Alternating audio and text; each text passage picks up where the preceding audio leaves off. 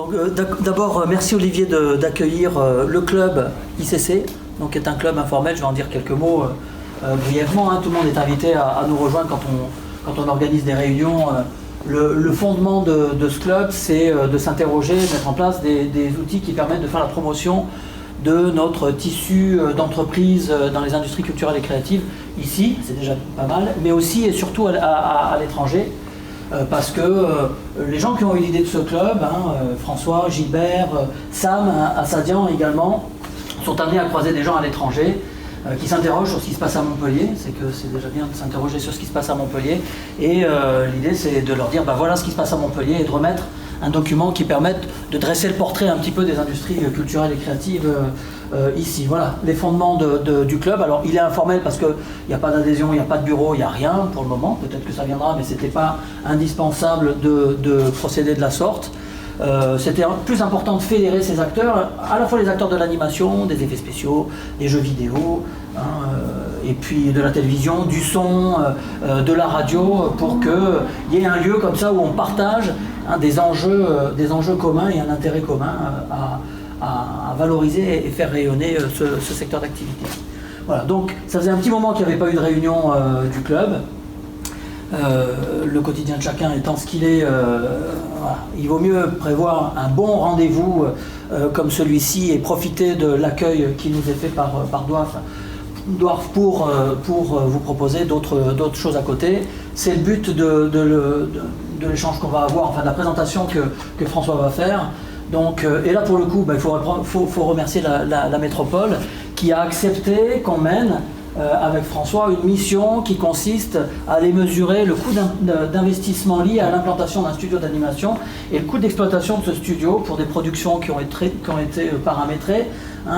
Donc mesurer ce coût d'investissement, ce coût d'exploitation à Los Angeles, Vancouver, Londres et Montpellier. L'idée, vous en doutez, c'était de montrer que l'approche économique était favorable et plutôt favorable à Montpellier. Donc voilà ce que je voulais dire et je pense que c'est bien assez, puis je te laisse la parole maintenant. Ouais, merci Laurent, bonsoir à tous, donc, je m'appelle François. On va faire ça en deux parties si vous voulez bien. On filme on va dire les premiers quarts d'heure où je vais dérouler. Après je vous propose qu'on éteigne les dispositifs qui enregistrent et là on fait un échange plus informel. Vous pourrez dire ce qui vous passe par la tête. Et comme ça, voilà, il y aura la version YouTube et après la version off the record sous NDA. Avec un petit peu de blanc ou de rouge pour... ouais, c'est ça, ouais. Il y aura quelqu'un avec un buzzer pour mettre c'est ça, quand je dis des insanités. Donc, on en parlait avec Benoît tout à l'heure. On a démarré l'étude il y a 5 mois.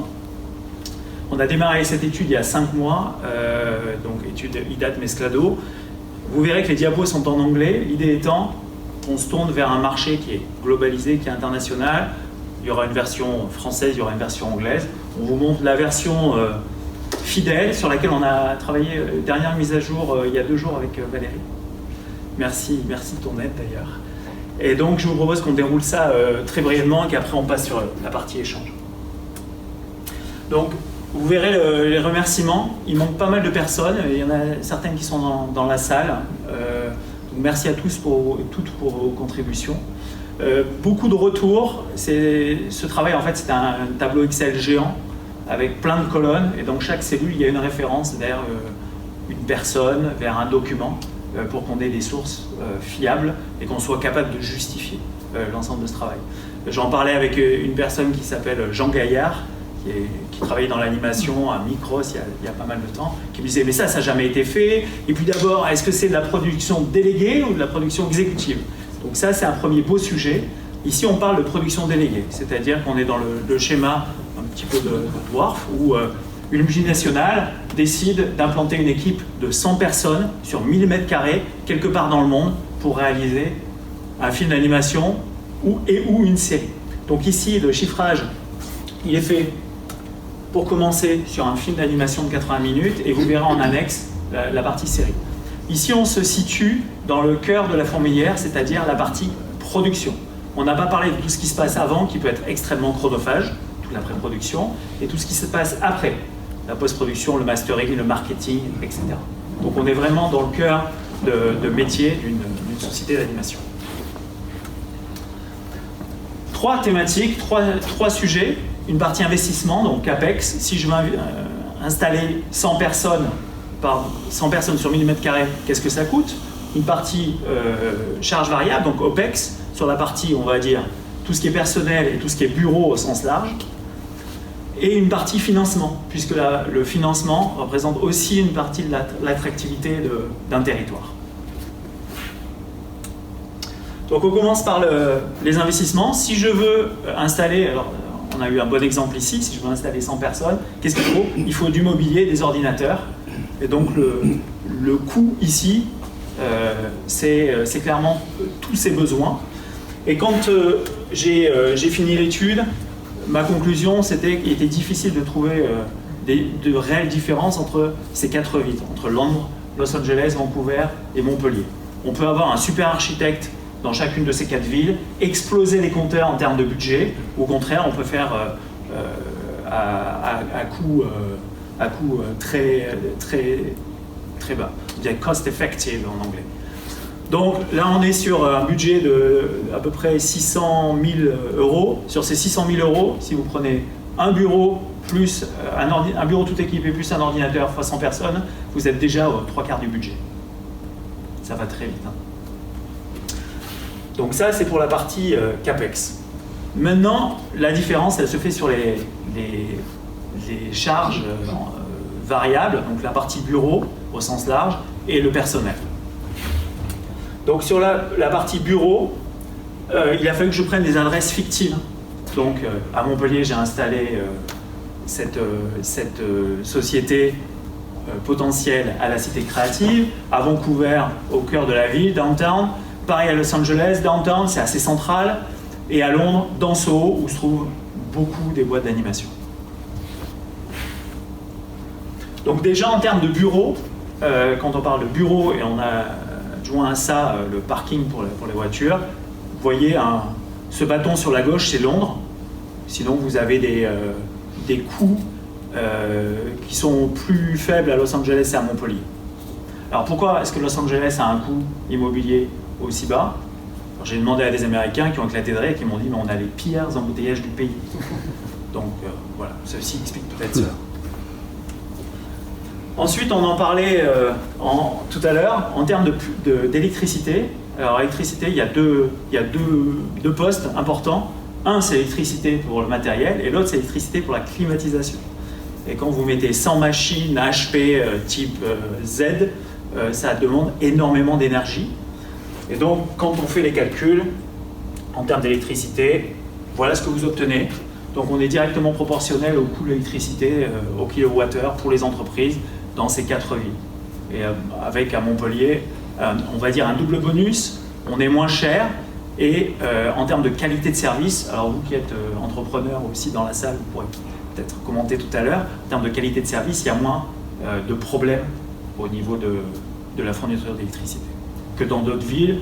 Vous allez directement sur le fournisseur d'électricité et il vous dit quand il y a eu des coupures, quand il y aura des coupures, c'est un vrai casse-tête au niveau opérationnel. En termes d'assurance, j'ai trouvé une société qui était excellente en termes d'assurance et qui m'a donné un devis ultra détaillé par rapport à une production d'un film long métrage de 40 millions d'euros. Et c'est ce devis-là que j'ai utilisé. Et cette société m'a dit, à Los Angeles, je rajouterai 10%. Donc c'est pour ça que vous avez des barres assez rectilignes, parce que quand vous prenez un film de 40 millions d'euros, produit dans une des villes, il y a les coûts liés à la production, il y a les coûts liés à la responsabilité civile. Quand vous mettez tous ces coûts bout à bout, je ne pense pas qu'il y ait de réelle différence, à part encore une fois à Los Angeles. Il y a un premium. Des coûts de connexion, donc là on est sur de la connexion type fibre professionnelle, mais avec une notion de best effort, c'est-à-dire qu'on est quand même beaucoup plus proche du grand public que du vrai professionnel. On vous dit, bah, tiens, voilà ton tuyau, tu auras tout le temps de la connexion Internet à tel débit. Ce qui explique qu'on soit dans ces coûts-là. Si on voulait avoir du FTTO, il faudrait peut-être rajouter un 0 sur ces chiffres. Clairement, j'aurais un hochement de tête de Valérie qui maîtrise bien le sujet. Ensuite, quand on prend les taxes au sens large, les impôts payés sur des bureaux, En France, cette barre s'explique par la CVAE que paient les entreprises.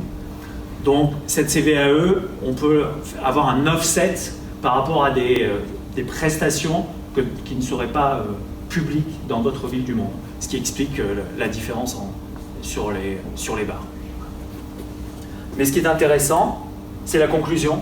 Donc quand on prend tous ces chiffres bout à bout, encore une fois, les charges variables par rapport au bureau, voilà ce que l'on obtient.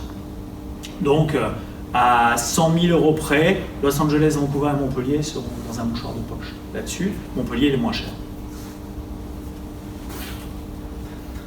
À présent, le personnel. Donc le personnel, grâce à Olivier et à Dwarf, on a travaillé sur des métiers de manière extrêmement précise dans l'animation. Et ça tombe très bien, puisque dans certains pays, il y a des conventions collectives, en France, mais aux États-Unis également. Et donc il y a des salaires minimums également par rapport à des pigistes, des freelances. Donc c'était très facile d'avoir des salaires minimums. Et à Vancouver et à Londres, on a dû aller prendre différentes sources d'informations. Artifix m'a pas mal aidé là-dessus pour qu'on puisse essayer d'avoir un prix moyen, sachant que c'est l'offre et la demande, donc c'est tout à fait fluctuant. Donc, dans une production, il y a des pigistes d'un côté, il y a les salariés permanents de l'autre, et là, on est sur un ratio de 70-30. Donc, on a 70% de pigistes et 30% de permanents. Et donc, tous ces calculs ont été faits à partir de ces données, sachant qu'on a considéré que 50% des personnes venaient de l'étranger, s'installer dans le pays pour pouvoir assurer la prestation ou le travail salarié. Donc voilà les coûts en termes de freelance, donc de pigistes. Donc, vous voyez, il y a un pic pour Los Angeles. Montpellier est largement en dessous. Maintenant, si on calcule les prix par rapport aux salariés, aux permanents, deux pics pour Montpellier et Los Angeles, Vancouver et Londres sont en dessous. Encore une fois, tout ça, il faut le prendre et le comparer par rapport au coût de la vie. Et le coût de la vie, quand on regarde, voilà deux tableaux intéressants. Le coût de la vie, donc ça, vous voyez le coût de la vie moyen sur un mois, c'est les barres à gauche, donc Montpellier largement inférieur. Et là, vous avez une année de frais de scolarité dans une université, une fac de médecine, dans ces 4 villes du monde.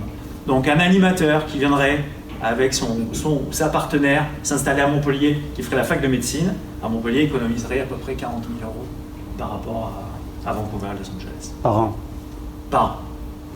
Sachant que les études de médecine durent quelques années. Voilà. Donc voilà la conclusion. Par rapport au personnel, on voit qu'il y a 2 barres qui sont nettement inférieures et un coût de la vie qui est largement inférieur à Montpellier. Donc ce qui est intéressant, c'est d'additionner tout ça. Donc vous voyez le code de couleur, le personnel est en rouge, Office dans cette couleur vert orangé, et en bleu vous avez donc les frais d'installation qui sont les mêmes partout.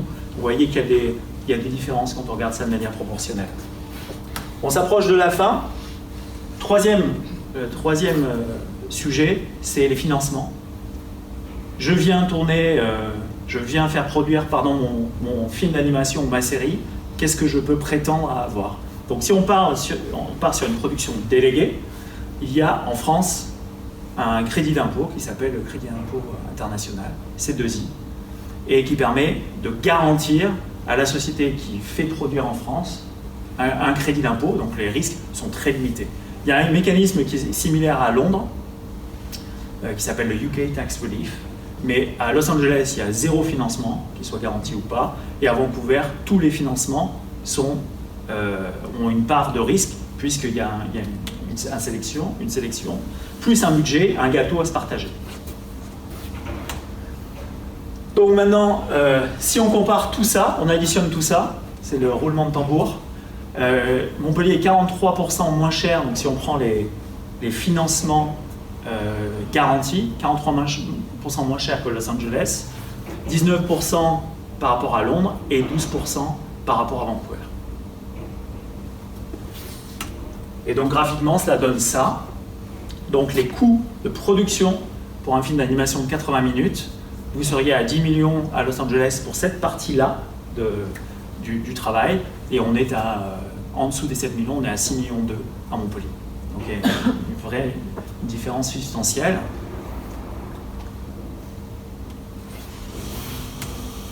Et en annexe, les coûts sur un film d'animation, donc une série d'animation, pardon. Donc sur une série d'animation, le modèle que j'ai utilisé est directement dérivé du modèle sur le long métrage. Donc il a ses limites. Si on prend 30% du coût, puisqu'il n'y a que 30% du personnel, donc 30 personnes sur 30% de la surface, je ne vais pas utiliser 30% du réseau non plus. Même sur un film d'animation, sur une série d'animation, je dirais qu'on a encore plus besoin de réseau parce qu'il y a beaucoup de quantité. Donc cet estimatif a ses limites. Mais il donne quand même une indication. Voilà ce que reviendrait. Encore une fois, celui-là, je mettrai une petite astérix. C'est un réel estimatif. 52 fois 13 minutes, en ayant un flux, un pipeline, un workflow ultra optimisé. Voilà les écarts de coût. Encore une fois, ce n'est qu'une partie des coûts totaux que représenterait une production dans l'animation. Et voilà, je vous remercie.